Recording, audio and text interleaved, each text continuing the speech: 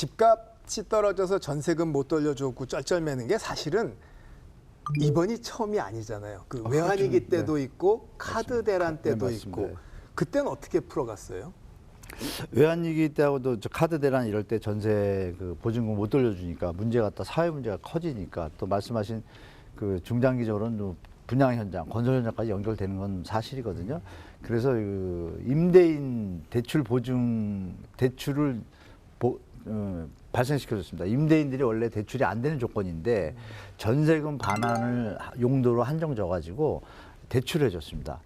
그러니까 이제 대신 이제 그 차익을 갖다가 임대인이 아까 말씀하신 전세를 활용한 어떤 투자의 개념에서 자기가 이제 부채를 안게 되는 형태로 바뀌는 거죠. 그래서 그때 임대인들이 좀 힘들었죠. 그때 금리가 IMF 때 좀 높았기 때문에 그걸 안 하고 그냥 파는 분들이 이제 경매가 많이 벌어졌었고 뭐 여러 개 되시는 분들 이자를 감당할 분들은 이제 그 대출을 받아서 보증금을 돌려주고 이랬죠. 그래서 그 당시 좀 난리가 났었고 또 마찬가지로 카드 사태 때도 그 제도를 또 썼습니다. 그래서 일단 무상히 넘어갔고 요번에도 아마 제가 알기로는 그 제도가 지금 시작됐거든요. 30%인가 했다가 지금 당정위에서 제가 보기엔 그걸 좀 확대하는 방향으로 지금 전세 가격이 반토막 난 데가 많잖아요. 그런 데는 금액이 막 6억, 7억 이렇게 되다 보니까 LTV 30% 선에서 대출을 해줬거든요, 이번에. 보증보험, 전세금 보증 대출을 해주기로 했는데 좀 모자라요. 그래서 그걸 확대하는 걸 지금 계획 중인 것 같아요. 그래서 요번에도 그 방식을 활용해가지고 역전세 난에 대한 부분을 좀 해결하려고 하고 있습니다. 다음 달부터 규제 지역에서도 다주택자의 주택담보대출이 허용됩니다. 우선 지금은 대출이 안 되는 규제 지역 내 다주택자 주택담보대출을 주택담보대출 비율 LTV 30%까지 허용됩니다. 모든 지역에서 막아뒀던 주택 임대매매 사업자 주택담보대출도 규제 지역 LTV 30%, 비규제 지역 60%로 풀립니다. 서민이나 실수요자의 경우 규제 지역에서 주택을 사려는 목적의 주택담보대출 한도 6억 원은 폐지됩니다. 근데 제 기억에 그때 임대인들에게 대출을 해주니까 네.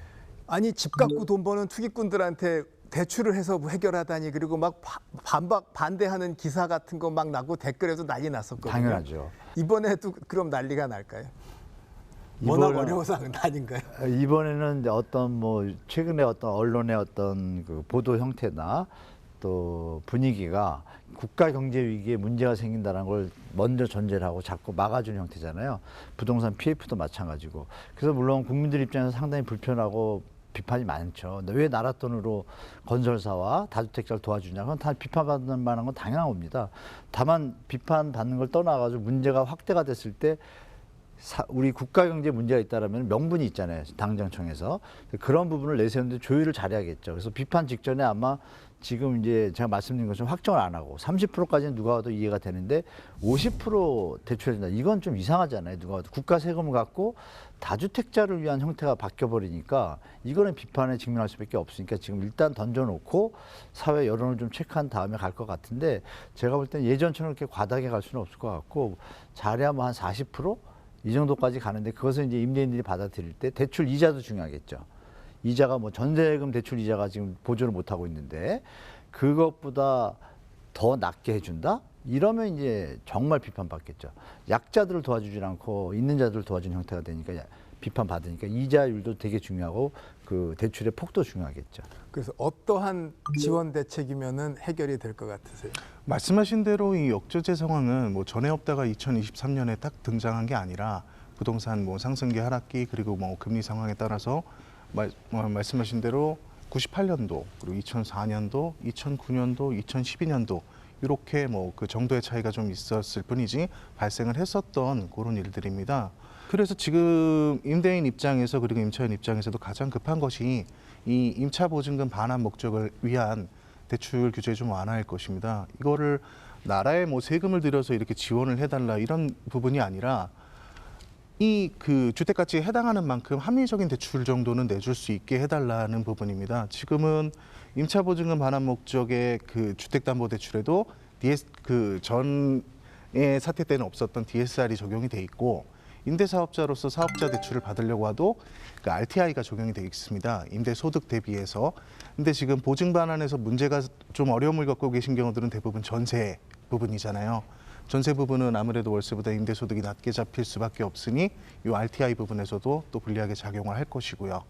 그래서 이런 부분에 대해서 좀 보증금 반환의 목적에 한해서는 이게 뭐 다른데 그 전용하거나 악용하거나 하는 부분이 아니잖아요. 임차인의 보증금을 안전하게 반환할 수 있도록 그렇게 국가에서도 좀 정책적으로 좀 같이 보조를 맞춰 나갔으면 하는 그런 이제 요청을 드리고 바람이 있습니다. 정치 쪽은 이런 생각을 할 거예요. 그래도 상황이 어려워서 임차인에게 대출해서 어느 정도 좀 여력을 줬으면, 임대인한테 여력을 줬으면 임차인하고도 뭔가 좀 혜택을 나눠야지 좀 공정한 거 아니냐라고 할 텐데. 이 부분이 마찬가지로 임대차 시장은 임대인과 임차인이 톱니바퀴처럼 맞물려 있는 구조이기 때문에 특히나 전세 계약 구조에서는 대부분의 임차인들이 지금도 저금리 상황 속에서 그 전세 그 대출을 받아서 들어오셨었어요. 그러면 이 미반환이 되게 되면 문제가 생기는 것은 임차인들의 이 전세자금 대출의 반환, 상환 여기서 문제가 생길 것인데 그 부분도 마찬가지로 임대인에게 보증 반환을 위한 대출을 지원을 해주게 되면 차주가 바뀌는 형태가 되는 거겠죠. 임차인 같은 경우는 반환을 받아서 그거를 상환할 수 있게 되고 그 이 전세금 대출로 형태로 있던 것을 임대인이 대출로 지고서 책임을 지고서 반환을 해주고 그런 구조로 좀 바꾸자 그 합니다. 혜택의 전이 과정을 잘 설명을 해야 되겠군요. 그렇죠. 제가 추원드리고 싶은 게 있는데요. 네, 네. 이게 지금 얘기하다 보면 그 임차인의 문제가 해결이 되는 방법은 임대인이 돈을 내주는 것밖에 없는데 능력이 없으니 나라에서 대출 제도를 활용하는 거잖아요.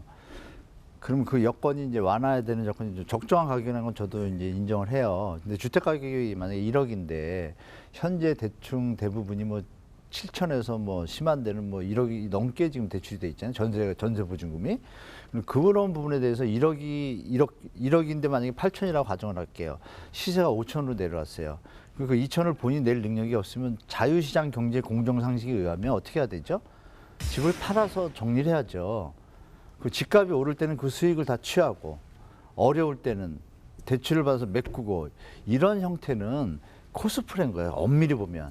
그러니까 그 말씀이 투기와 투자 구분하는 것처럼 네네. 이게 우리가 지금 그 지나친 갭투기라고 해서 투기로 생각하지만 또 다르게 생각하면 아주 그 창의적으로 대출을 활용한 건데 그거는 금을 어디다 거요? 이렇게 설명해 드릴게요. 정상적인 저도 제 주위에 임대 사업을 하시는 분들이 많은데 정상적인 양심적인 사람들은요 시세가 1억이라고 하면 통상 자기가 많이를 대비해서 7, 8천에서 끝입니다.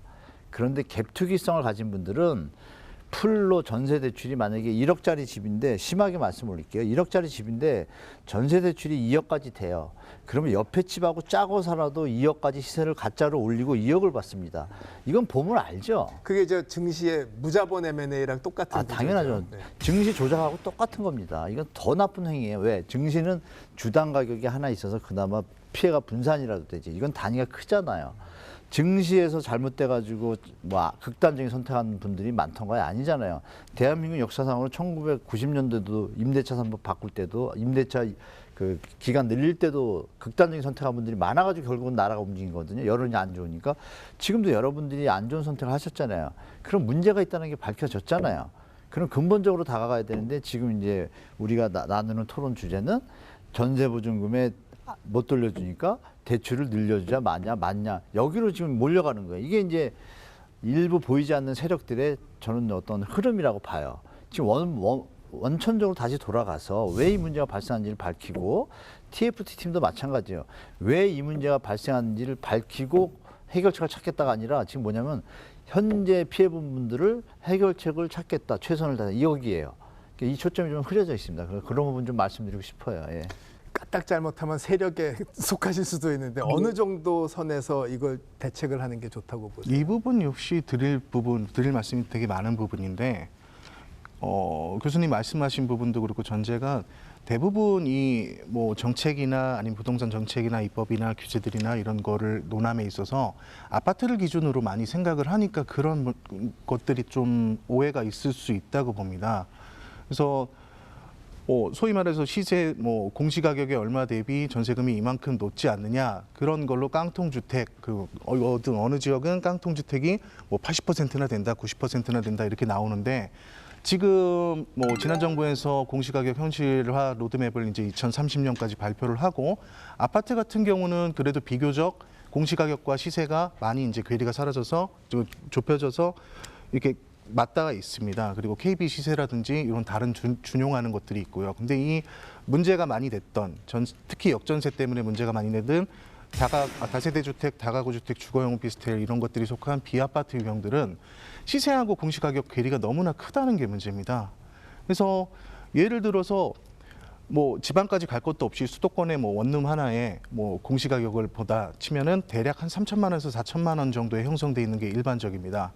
근데 그러면 전세 시세는 어떠냐? 그러면은 지금 시세가 7, 8천 이상 비싼 데는 1억까지도 넘어가고 이런 데들이 있어요. 근데 뭐 과도하게 많이 받는 것들이 없다 얘기는 말씀 못 드리겠는데 그런 부분들도 있다 하는데 이거를 지금의 기준으로 생각해 본다면 특히나 보증가액 기준이 요새는 가장 전세를 얼마 받느냐의 기준이 되겠죠.